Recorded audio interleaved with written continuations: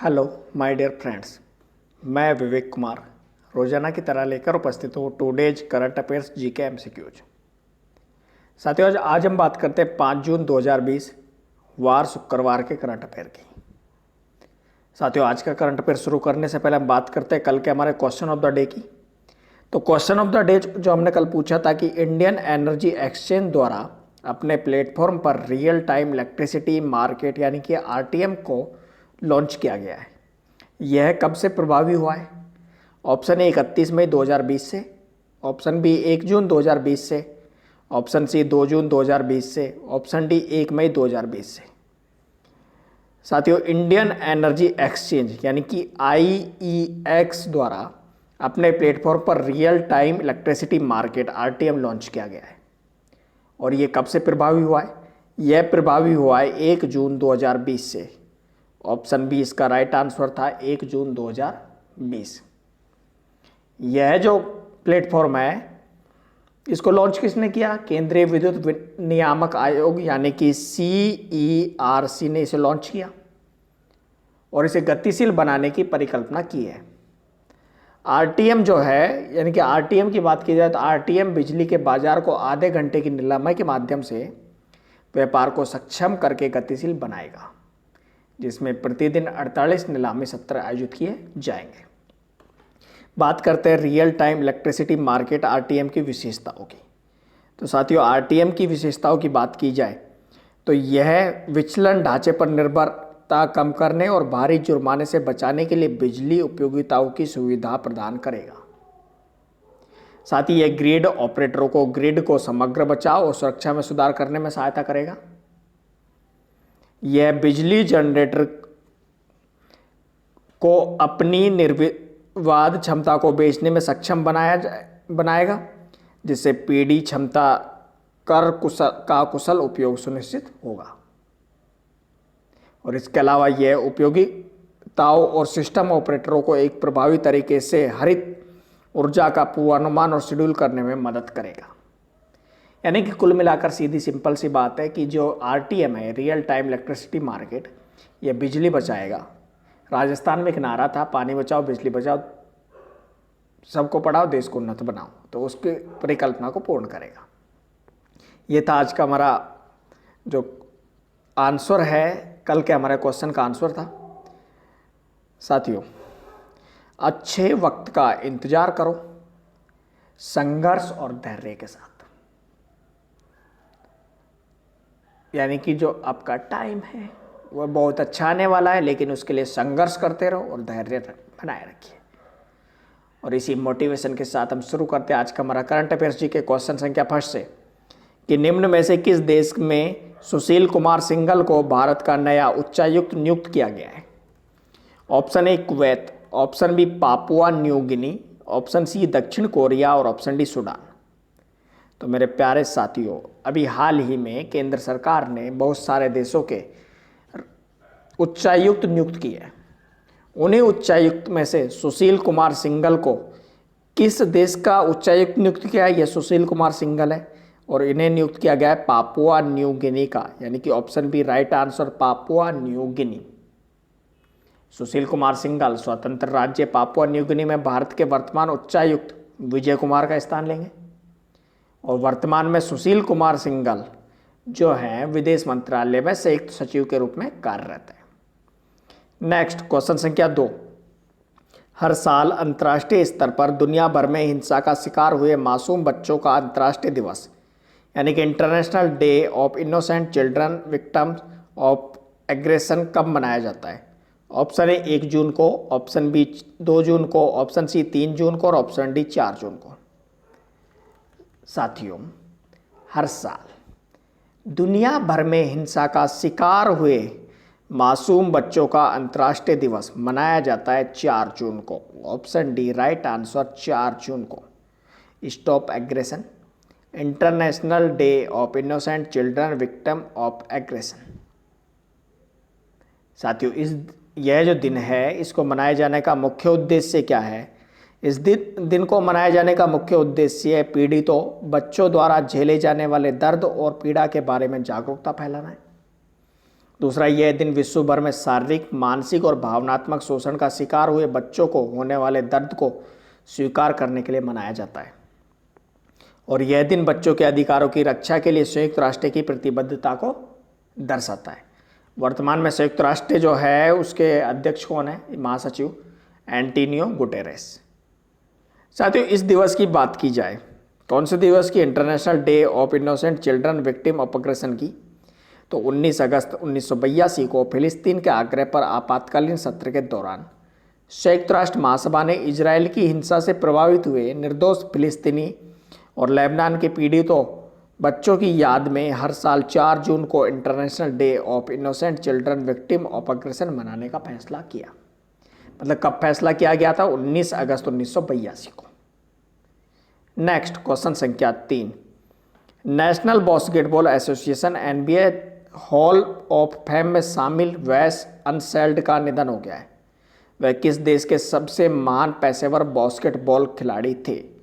Option A Australia, option B Zimbabwe, option C America और option D France.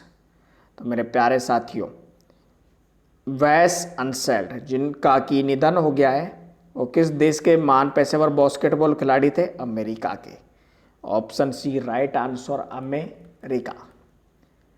साथियों, Wes अनसेल्ड की बात की जाए तो वेस अनसेल्ड ने 1978 में NBA चैंपियनशिप में अपनी फ्रेंचाइजी वाशिंगटन विजार्ड्स का नेतृत्व किया था।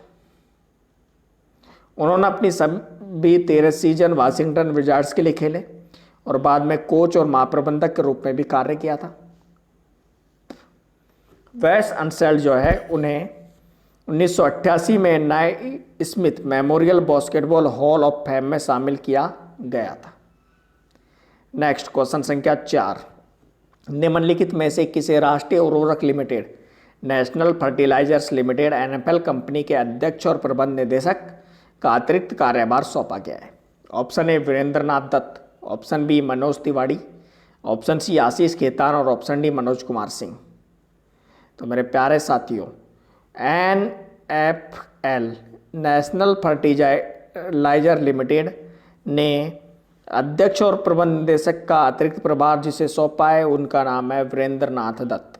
Option A right answer, Virendra Nath Dutt को अतिरिक्त कार्यभार सौंपा गया है और वीरेंद्र नाथ दत्त मनोज मिश्रा की जगह लेंगे।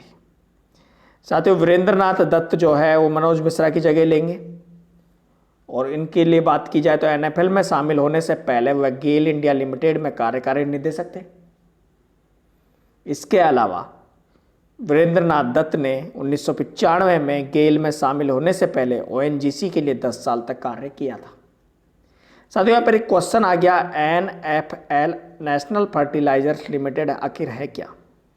तो साथियों, नेशनल फर्टिलाइजर्स लिमिटेड राष्ट्रीय उर्वरक लिमिटेड सरकार स्वामित्व वाली मिनी रत्न कैटेगरी फर्स्ट की कंपनी है जो रासायनिक उर्वरक, जैविक उर्वरक और औद्योगिक रसायनों का उत्पादन करती है।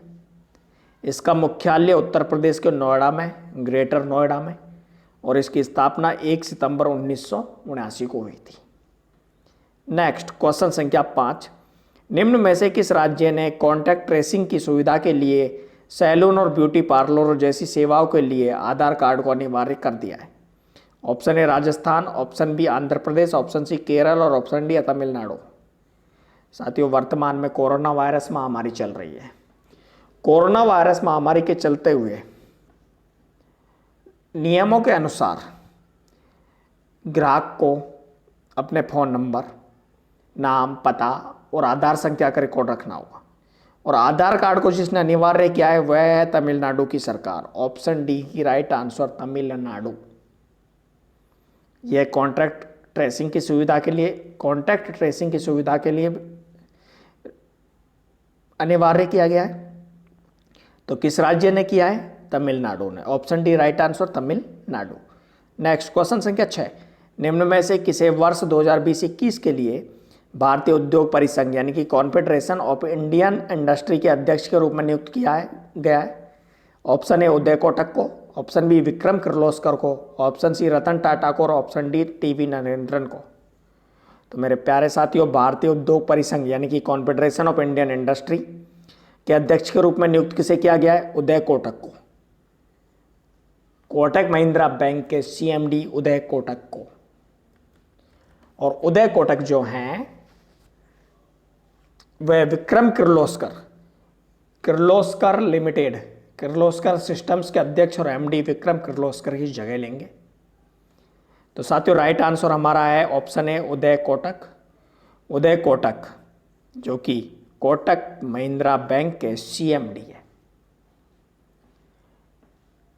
नेक्स्ट क्वेश्चन संख्या 7, निम्न में से किसने वंदे भारत मिशन के तहत विदेश से लौटने वाले भारतीय नागरिकों का कौशल मानचित्रण करने के लिए एक नई पहल स्वदेश skilled workers arrival database for employment support शुरू की है? ऑप्शन ए विदेश मंत्रालय, ऑप्शन बी नागरिक उड्डयन मंत्रालय, ऑप्शन सी भारत सरकार और ऑप्शन डी उपयुक्त सभी। साथियों स्वदेश, अभी कुछ समय पहले भारत सरकार ने वंदे भारत मिशन नाम की एक योजना शुरू की थी, जिसके तहत विदेशों से भारतीयों को वापस लाया जाना था। अभी क्या किया, इस वंदे भारत मिशन के तहत जो लोग बाहर से आए हैं यानी कि विदेशों से आए हैं, उनके लिए एक नई पहल शुरू की है। उस पहल का नाम है स्वदेश skilled workers arrival database for employment support. साथियों ये जो स्वदेश जो है, यह कौशल विकास जो कार्यक्रम है, ये कार्यक्रम कौशल विकास और उद्यमिता मंत्रालय, नागरिक उड्डयन मंत्रालय, विदेश मंत्रालय और भारत सरकार की संयुक्त पहल है। तो इसलिए इसका राइट आंसर ऑप्शन डी है, उपयुक्त सभी। इसका राइट आंसर है ऑप्शन डी। साथियों इस पहल के बारे में बात की जाए तो इस पहल का लक्ष्य भारतीय और विदेशी कंपनियों की मांग को समझने और उसे पूरा करने के लिए उनके कौशल और अनुभव के आधार पर योग्य नागरिकों का एक डेटाबेस तैयार करना है। विदेशों से जो नागरिक लौटे हैं वह नागरिक अपने कार्यक्षेत्र, पद का नाम, रोजगार, अनुभव के वर्षों से जुड़े विवरण इत्यादि www.nsdcindia.org/स्वदेश पर अपना विवरण दे सकते हैं। नेक्स्ट क्वेश्चन संख्या 8, निम्न में से किसने गूगल के पूर्व मुख्य वित्तीय अधिकारी chief financial officer Patrick Pichette को अपने बोर्ड का नया अध्यक्ष नियुक्त किया है? Option A Facebook, option B Twitter, option C Instagram और ऑप्शन डी टेलीग्राम। तो साथियों गूगल के पूर्व मुख्य वित्तीय अधिकारी chief financial officer Patrick Pichette, इनको किसने अपना नया बोर्ड का नया अध्यक्ष नियुक्त किया है? ट्विटर ने। Option B right answer Twitter. और वह अमित कॉर्डेस्टॉनी की जगह लेंगे। साथियों ये ट्विटर के इतिहास में पहली बार हो रहा है। यह ट्विटर के इतिहास का पहला मौका है जब कोई बाहरी व्यक्ति बोर्ड की अध्यक्षता करेगा। किसकी? ट्विटर बोर्ड की अध्यक्षता करेगा। साथियों बात की जाए पैट्रिक पिचेट की, तो पैट्रिक पिचेट 2017 में ट्विटर के निदेशक मंडल में शामिल हुए और 2018 के अंत से एक प्रमुख स्वतंत्र निदेशक थे। और इससे पहले पैट्रिक पिचेट ने 2008 से 2015 तक गूगल के CFO चीफ फाइनेंशियल ऑफिसर मुख्य वित्तीय अधिकारी के रूप में कार्य किया है। साथियों बात की जाए ट्विटर की, तो ट्विटर के मुख्य कार्यकारी अधिकारी जैक डॉर्सी और ट्विटर की स्थापना हुई थी 21 मार्च 2006 को और इसका मुख्यालय संयुक्त राज्य के कैलिफोर्निया के सैन फ्रांसिस्को में। नेक्स्ट क्वेश्चन संख्या 9, निम्न में से किस मंत्रालय ने 1 year of Modi 2.0 towards a self reliant India नामक एक ई बुकलेट जारी की है? ऑप्शन ए नीति आयोग, ऑप्शन बी केंद्रीय स्वास्थ्य मंत्रालय, ऑप्शन सी सूचना और प्रसारण मंत्रालय और ऑप्शन डी विदेश मंत्रालय। साथियों मोदी सरकार का 1 वर्ष पूरा हो गया है। मोदी सरकार 2.0 का 1 वर्ष पूरा हो गया है। इस 1 वर्ष के पूर्ण होने पर एक ई बुकलेट जारी की गई है जिसका नाम है 1 year of Modi 2.0 towards a self reliant India. और यह बुकलेट जारी की है सूचना और प्रसारण मंत्रालय ने। ऑप्शन सी राइट आंसर, सूचना और प्रसारण मंत्रालय। साथियों, इस बुकलेट में मोदी सरकार के दूसरे कार्यकाल यानी कि पहली वर्षगांठ के का दूसरे कार्यकाल की पहली वर्षगांठ की उपलब्धियों पर प्रकाश डाला गया है। साथियों, इस बुकलेट की बात की जाए तो इस जो बुकलेट है, इस पुस्तिका में की मुख्य बातें निम्नलिखित है, जिसमें धारा 370 उन्मूलन जो कि जम्मू कश्मीर के लिए थी, अयोध्या राम मंदिर मुद्दे का निपटारा, ट्रिपल तलाक का अपराधीकरण, बोडो समझौता, नागरिक अधिनियम CAA में संशोधन, और इस पुस्तक के कोविड-19 महामारी से लड़ने के लिए की गई कार्रवाई और आर्थिक गिरावट से कैसे निपटा जा रहा है, इस पर भी एक अलग से भाग दिया गया है। इसके अलावा इस पुस्तक में अंतर्राष्ट्रीय कार्यक्रम जो कि अमेरिका में हाउडी मोदी कार्यक्रम और गुजरात में नमस्ते ट्रंप कार्यक्रम और मल्लापुरम मोदी सी जिनपिंग शिखर सम्मेलन, इसका भी उल्लेख किया गया है। इसके अलावा इसमें 20 लाख करोड़ रुपए के राहत पैकेज का भी प्रकाश डाला गया है, जो अर्थव्यवस्था को बढ़ावा देने के लिए घोषित किया, जो GDP का लगभग 10% हिस्सा है, और ई-बुक संस्करण में निरंतर विकास का भी उल्लेख किया गया है।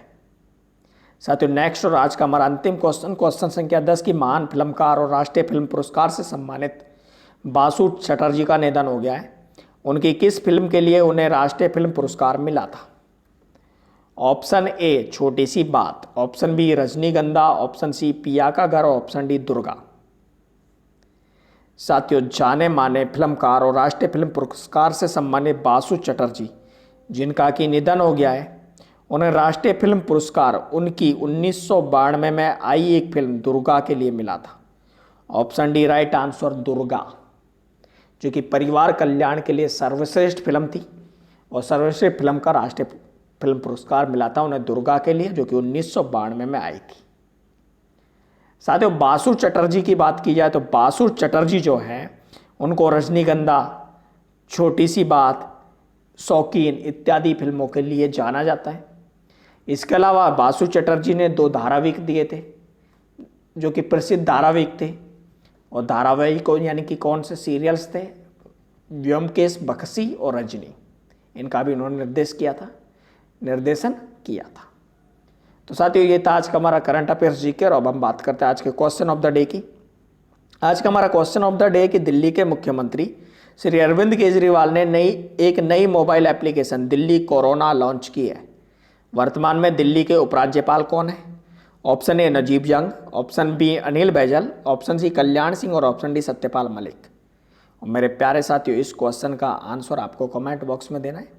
हमें आपका उत्तर का बेसब्री से इंतजार है। साथियों, ये था आज का हमारा करंट अफेयर्स जीके, और यदि आपको हमारा वीडियो अच्छा लगता है तो please like, comment, share and subscribe UV competition channel. और साथ ही साथ हमें अनअकैडमी, इंस्टाग्राम और फेसबुक पर भी फॉलो करना ना भूलें। इसलिए हमारे यूट्यूब चैनल यूवी कंपटीशंस को सब्सक्राइब जरूर करें, जिससे आपको हमारे द्वारा दिए गए अपडेट्स के नोटिफिकेशन मिलते रहे। थैंक यू सो मच, धन्यवाद।